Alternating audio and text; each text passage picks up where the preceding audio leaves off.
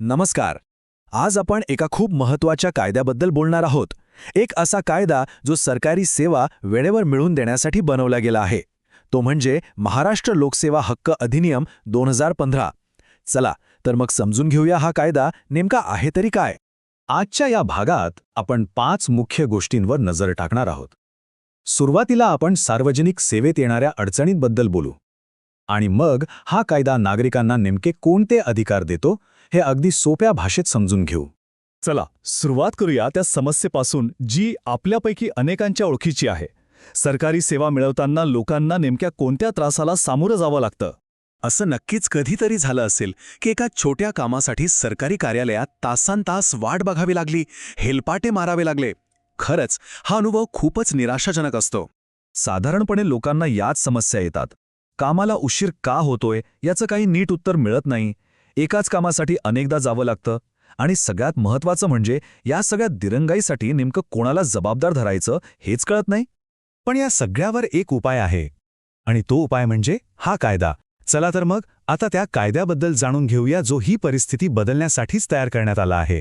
सोप्या शब्दांत सांगायचं झालं तर हा कायदा आपल्याला अधिकार देतो.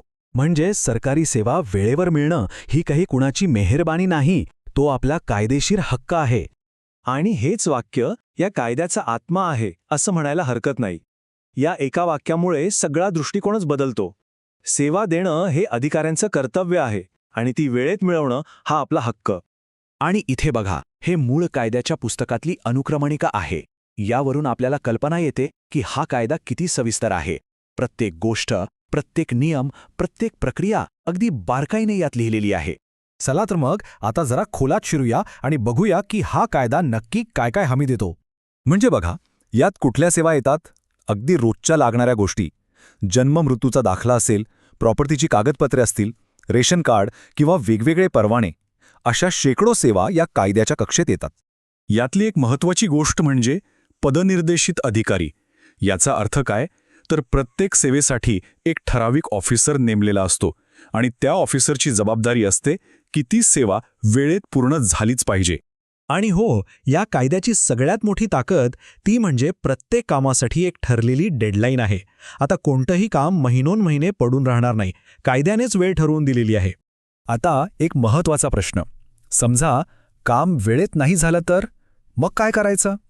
त्यासाठी सुद्धा ह्या कायद्यात एक खूप स्पष्ट आणि सोपी पद्धत दिलेली आहे.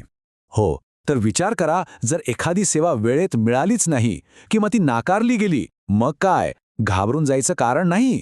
कायद्यानेच आपल्याला एक मार्ग दाखवला आहे. चला तोच मार्ग आता बघूया. हे बघा, ही आहे 3 सोप्या पायऱ्यांची प्रक्रिया. सगळ्यात आधी पहिल्या अपील अधिकाऱ्याकडे जायचं, तिथेही काम नाही झालं तर दुसऱ्या अपील अधिकाऱ्याकडे आणि त्यानंतर थेट राज्य लोकसेवा हक्क आयोगाकडे दाद मागण्याचा पर्याय आपल्याकडे आहे. एक गोष्ट लक्षात ठेवायला हवी. सेवा नाकारल्यानंतर किंवा ठरलेली वेळ संपल्यानंतर 30 दिवसांच्या आत आपल्याला पहिलं अपील करावं लागतं. ही वेळ महत्त्वाची आहे. आणि एकदा का आपण अपील केलं की पहिल्या अपील अधिकाऱ्याला जास्तीत जास्त 45 दिवसात त्यावर निर्णय द्यावाच लागतो. म्हणजे इथेही दिरंगाईला अजिबात वाव नाही. पण या कायद्याला खरी धार येते ती या नियमामुळे.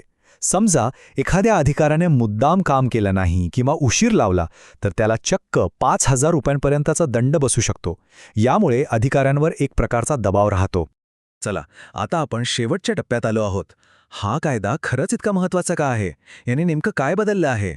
हे बघा, ही तुलना सगळं काही सांगून जाते. कायद्याच्या आधी काय होतं? सेवा म्हणजे एक उपकार होता. वेळेचं बंधन नव्हतं आणि कुणाची जबाबदारीही नव्हती. पण कायद्यानंतर आता सेवा हा हक्क आहे. प्रत्येक कामाला कायदेशीर मुदत आहे आणि अधिकारी जबाबदार आहेत. याचाच अर्थ या कायद्याने प्रशासकीय सत्तेचं पारडं नागरिकांच्या बाजूने झुकवलं आहे. आता नागरिक फक्त एक अर्जदार नाही तर तो एक हक्कदार आहे. पण मग एक प्रश्न राहतोच. कायदा तर आपल्याला अधिकार देतो, पण नागरिक म्हणून आपण त्या अधिकाराचा खरंच वापर करतोय का? यावर विचार करायला हवा.